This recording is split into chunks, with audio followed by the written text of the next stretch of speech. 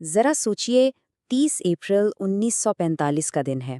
اپنی زندگی ختم کرنے سے صرف چند لمحے پہلے ایڈولف ہٹلر ایک آخری حکم دیتا ہے، میری اور ایوا براؤن کی ہر ذاتی چیز جلا دو، دستاویزات، خط، تصویریں سب ختم کر دو۔ وہ چاہتا تھا کہ تاریخ کے پنوں سے اپنا نام و نشان مٹا دے تاکہ اس کے پیچھے صرف راکھ اور گہری خاموشی رہ جائے۔ لیکن کیا وہ واقعی ایسا کر پایا؟ ہٹلر نے تو اپنے آخری دنوں کو تاریخ سے مٹانے کی پوری طاقت لگا دی تھی، لیکن وہ ایسی کون سی چیز تھی جسے وہ تباہ نہیں کر سکا؟ اور یہی وہ سوال ہے جو ہمیں سیدھا اس سچائی تک لے جائے گا جو 70 سال سے بھی زیادہ عرصے تک برلن کے کھنڈرات میں کہیں دفن تھی۔ یہ سچائی چھپی ہے روز ڈاکیومنٹس میں۔ یہ وہ کاغذات ہیں جو جنگ ختم ہونے کے کئی مہینوں بعد ملے، اور یہ ہمیں تھرڈ رائخ یعنی نازی جرمنی کے آخری لمحات کی وہ تصویر دکھاتے ہیں جو پہلے کبھی کسی نے نہیں دیکھی۔ یہ صرف کاغذ کے ٹکڑے نہیں ہیں، بلکہ یہ اس بند کمرے کی چابی ہیں جہاں ایک پوری سلطنت نے اپنی آخری سانسیں لی تھیں۔ تو چلیے اس کہانی کا آغاز کرتے ہیں۔ وقت ہے نومبر 1945 کا، اور جگہ جنگ سے تباہال شہر برلن۔ یہاں کے کھنڈرات میں ایک فرانسیسی تفتیش کار کو کچھ ایسا ملنے والا تھا جو تاریخ کے ایک بہت بڑے راز پر سے پردہ اٹھا دے گا۔ وہ تفتیش کار تھے فرانسیسی کمانڈنٹ ریمنڈ روز۔ انہوں نے اندھیرے میں 26 سیڑھیاں نیچے کا سفر طے کیا۔ ہر ایک قدم انہیں فیورر بنکر یعنی ہٹلر کی آخری پناہگاہ کے مرکز کے قریب لے جا رہا تھا۔ یہ ایک ایسی جگہ تھی جہاں ایک پوری سلطنت کے راز دفن تھے۔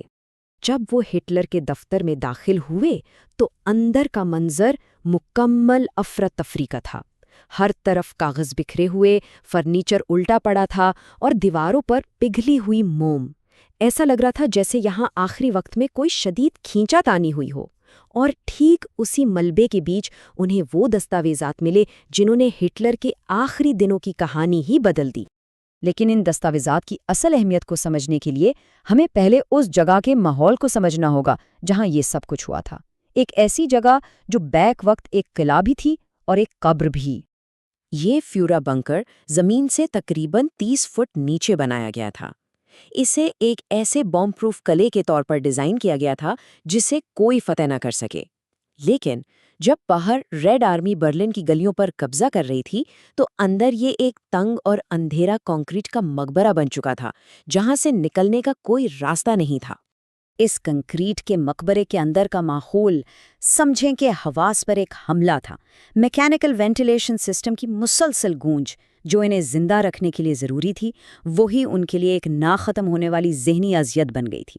سوچیں، کنکریٹ کی ٹھنڈی گیلی دیواریں، چھوٹے دم گھونٹ دینے والے کمرے، یہ ایک زندہ جہنم سے کم نہیں تھا۔ اور اسی کنکریٹ کے قید خانے میں ایک مطلق العنان حکمران جسمانی اور ذہنی طور پر ٹوٹ رہا تھا۔ اب ہم بات کریں گے ہٹلر کی بگڑتی ہوئی صحت، اس کے بڑھتے ہوئے پیرانویا اور ایوا براؤن کی اس کے ساتھ عجیب و غریب وفاداری کی۔ اپنے آخری 10 دنوں میں ہٹلر کی جسمانی حالت بالکل تباہ ہو چکی تھی۔ اسے پارکنسنس کی بیماری تھی جس کی وجہ سے اس کا بایاں ہاتھ ہر وقت بے قابو ہو کر کانپتا رہتا تھا۔ وہ اسے اپنی پیٹھ کے پیچھے یا جیب میں چھپانے کی کوشش کرتا، لیکن یہ سب پر عیاں تھا۔ اسے چلنے میں بھی مشکل ہوتی تھی اور اس کا چہرہ اپنی اصل عمر سے 10-15 سال زیادہ بوڑھا دکھائی دیتا تھا۔ یہاں تک کہ روزانہ وائٹامنز اور گلوکوز کے انجیکشنز بھی اس کی گرتی ہوئی صحت کو چھپا نہیں پا رہے تھے۔ اس اندھیرے میں ہٹلر اکیلا نہیں تھا، اس کے ساتھ اس کی 13 سالہ ساتھی ایوا براؤن بھی تھی۔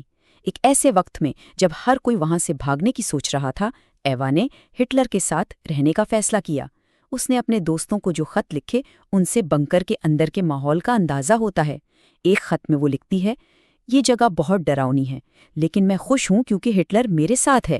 ان الفاظ سے نہ صرف اس کی وفاداری کا پتہ چلتا ہے بلکہ اس گہرے خوف اور تنہائی کا بھی جو اس مقبرے میں ہر طرف پھیلی ہوئی تھی۔ ہٹلر جسمانی اور ذہنی طور پر تو پہلے ہی ٹوٹ رہا تھا، لیکن پھر ایک ایسی خبر آئی جس نے اس کے وہم اور شک کو یقین میں بدل دیا۔ یہ اس کے سب سے قریبی، سب سے بھروسے مند ساتھی کی طرف سے ایک ایسی غداری تھی جس نے انجام کو اور بھی قریب لا کھڑا کیا۔